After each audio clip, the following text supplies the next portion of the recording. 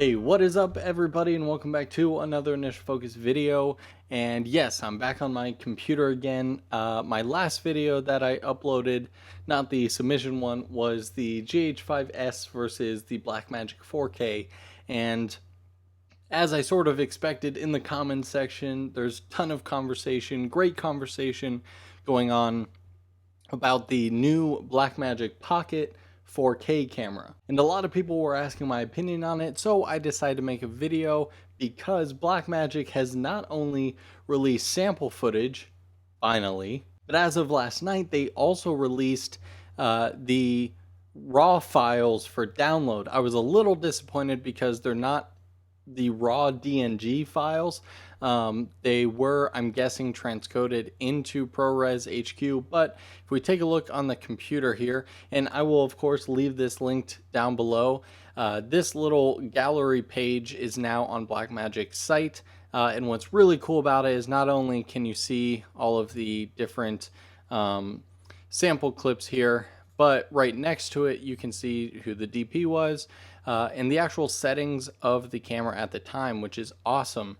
Now what's interesting is you would think, especially knowing that these people were gonna use these for full demo, I would be shooting raw all the time, but it's kind of nice. People were testing out the ProRes HQ and the bug shot here. This one is raw, but the rest of them are ProRes 422 HQ files. So what happened is when you download them, they're all MOV H.264 files here. And what's interesting is when I throw them into DaVinci, as I've done here, we can take a look at the metadata on the right hand side here. And we can see that this one's 422 HQ, except this one, which is the only one that was shot in RAW. The main reason that people do this, if you don't already know, is because when you watch sample footage on YouTube, one, you have YouTube compression, which of course degrades it greatly, but if you're watching this video, you're also seeing compression. So this is more of my reaction to the footage. But not only that, one thing I was curious about is the low light footage. You know, you never know if they added some sort of denoiser. Even if they give you all the specs of what the camera was, they don't tell you how they color graded it. So that's up to, you know, subjective whatevers. So yeah, so it's kind of cool to be able to download the footage and see for yourself. The other interesting thing, especially with that denoiser, is the fact that everything was shot at a decently high ISO. The nature one was 400, 1250, and 2500. Yeah, so kind of all over the place, all in that native ISO. So what I want to do with you guys basically is jump into DaVinci here and basically take a look at what sort of colors you can break or what they kind of look like with my color grading. Now I want to preface this with, I have no professional training when it comes to color grading. I've, you know, watched a million YouTube videos and over the years have kind of adjusted my style from crazy to kind of pulling back a bit into realism just a bit.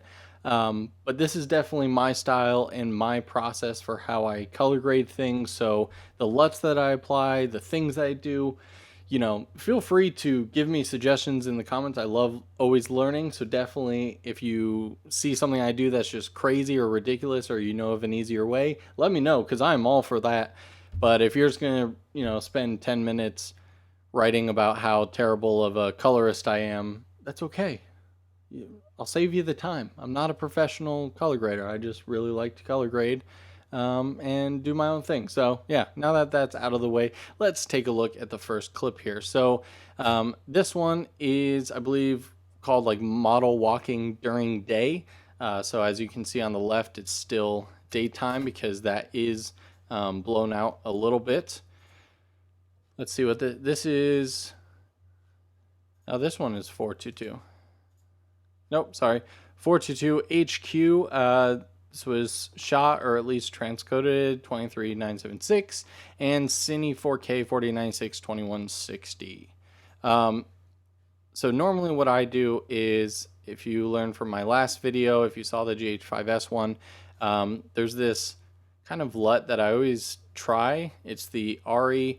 This is built into DaVinci. It's the RE Cinelog C Direct 709. Kind of a utility LUT for RE cameras, but I really like it on Blackmagic's RAW. Doesn't work in every scenario by any means, but I usually try it. All right, and let's bring up our scopes here. Let me turn off that LUT so you can see what the scopes look like before anything. So relatively flat, but also not the flattest, as we learned with the GH5S. This is kind of like the Blackmagics, where it's definitely not. The GH5S pretty much would be right under that like 640 line and like 256 to 384 line. Really good stuff. Let's add that LUT back here. Boom. All right, so obviously it's a bit deep. Most of the shadows are still fine. So I'm gonna,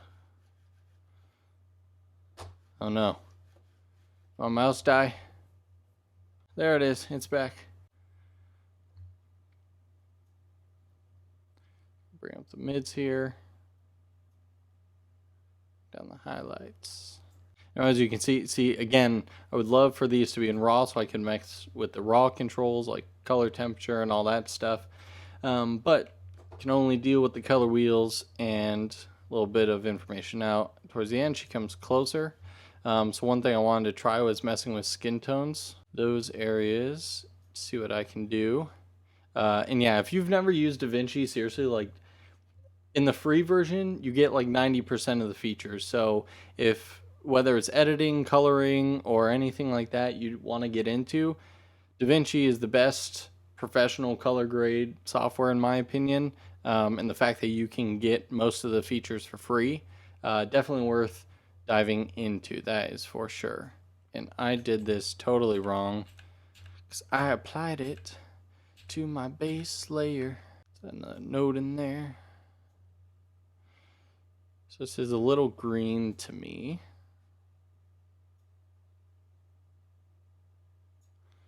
Touch. Yeah, so that's pretty good. Next. So this one's pretty sweet. You can also tell it's definitely in lower light. And this one, HQ, same settings, and ISO 2500. So at 2500, let me go into 100%. Tell you what, it is clean even at 200%. I know this isn't huge for you guys. The one thing that I really like about Blackmagic, and again, shooting in RAW, you're probably going to get this, and even their ProRes HQ, is there's not bad of artifacting anywhere. So even when it becomes less crisp, it almost has that film grainy sort of feel, which I really like because it allows you to push the colors really far without worrying about breaking anything.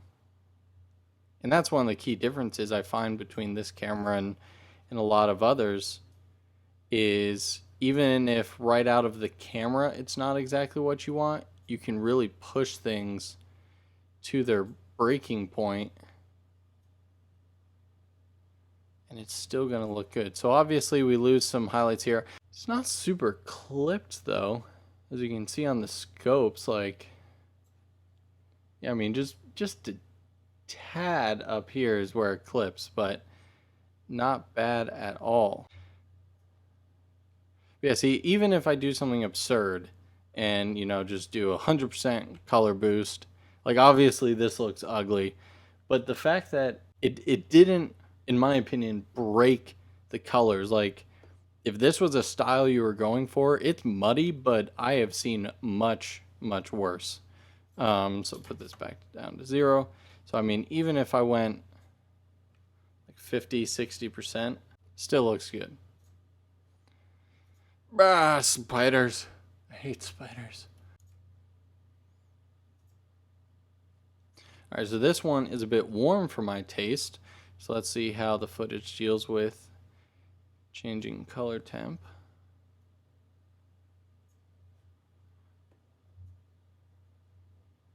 So this one, the highlights seem to have gone a bit. Oh, nope, there they come back. See? Look at the detail right around here. You think it's totally lost, and it comes right back in.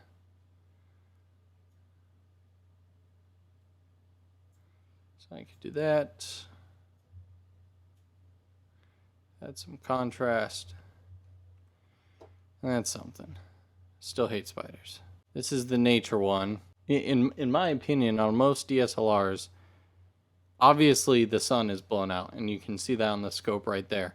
But you wouldn't retain any of the blue in here, and none of the shadows. Like, you'd have to pick and choose. So the fact that both of them are there, to me, is just like, this camera's awesome. And this is one of those where the RE LUT may be too much for it. 'Tis a little much. Bring the LUT down a bit. 60%. Bring up the shadows. Highlights.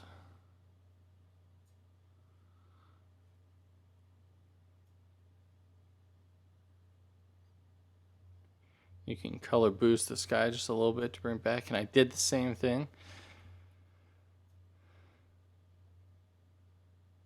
Looks pretty terrible. That kind of looks how the focus assist looks on the Panasonic cameras. That looks terrible. All right, taking the color boost off. Real quick, you know how everyone has the MX Master Mouse, or at least like every YouTuber and stuff?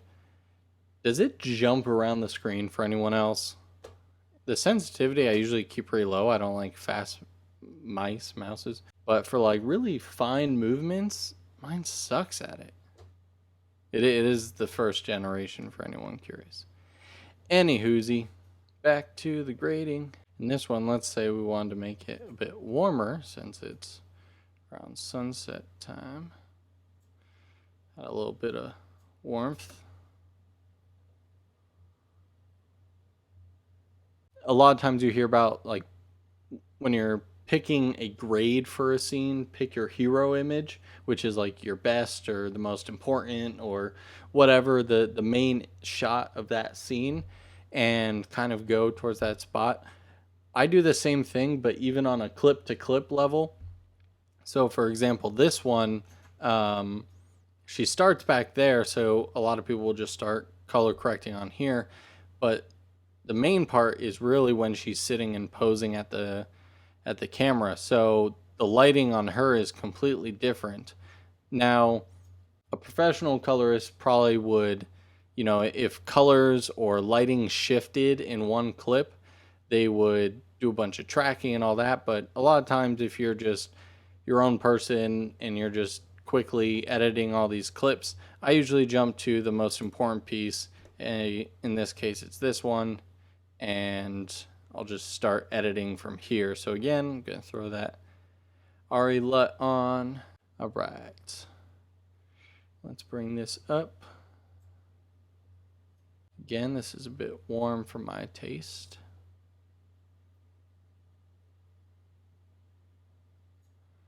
So I like that, but I like something like that. But again, as I was talking before, that looks much better, but now we've lost the sky that was in the background. So if I wanted that back, I'd almost have to pull down all the highlights. And obviously all these setups are meant to make the camera look as best as possible. These aren't exactly worst case scenario clips, am I right? Now this one I like, because this one seems more natural. This seems like a clip that you could get, you know, just standing with nothing but room light. Between the colors, there's just no artifacting, banding, none of that. And on my camera, Blackmagic had an issue with, what was it called, like patterned noise or whatever it was called, where when you did get a lot of noise, like at ISO 800 on that camera, the Mac, there's really bad noise banding. You can basically see lines on the screen, but this seems to have none of that. All right, so obviously that is very punchy and very harsh.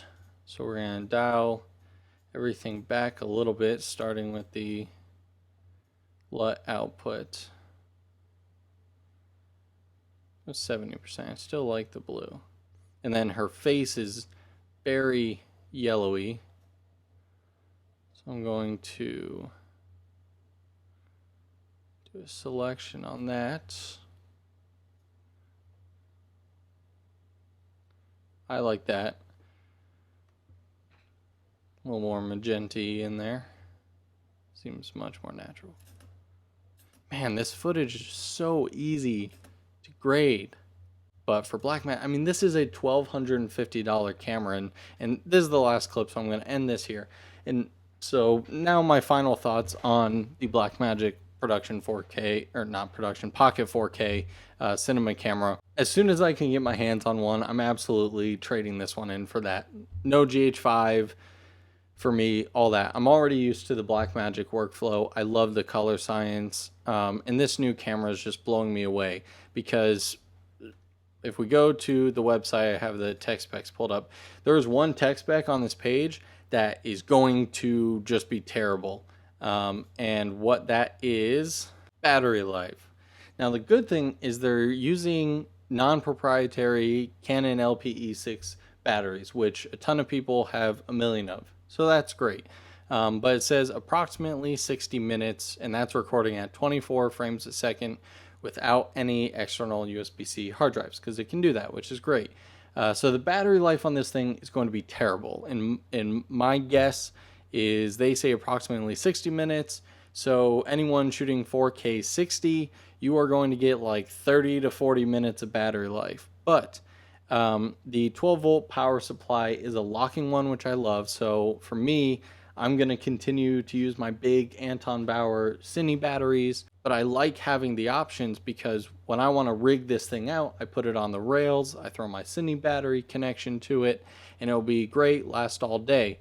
But then if I just want to treat it like a DSLR and go out and, you know, film with family or whatever on a vacation, I just pack a bunch of Canon batteries. And so the battery life doesn't bug me whatsoever. But that will be a downside of the camera, is my guess. Everything, I mean, not having a flip screen, that would have been great, but I'm also, they scare me. Like anytime I flip it out on the GH5, it's nice, but I'm always scared I'm gonna accidentally break it off somehow. Anything that people find wrong with this camera, now that we've seen it's not like a terrible camera, like after seeing and grading this footage, we instantly know that like it's not a god-awful camera. It is something.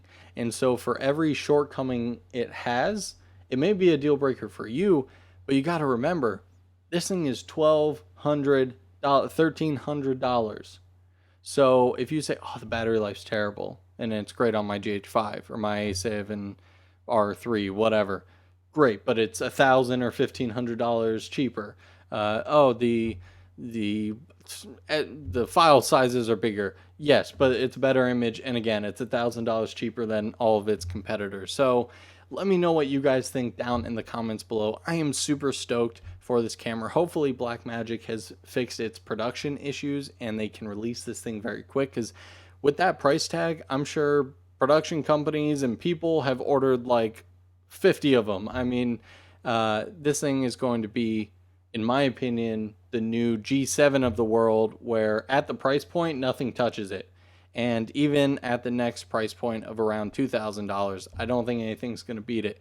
Now, obviously, with this camera, $1,295 for the camera. You got to get a Metabones adapter if you have Canon glass. Raw storage, you're going to need very fast SD cards or CFast cards, so that's going to be expensive, and then a bunch of batteries. So you'll get close to that $2,000 price point to own this camera, don't get me wrong.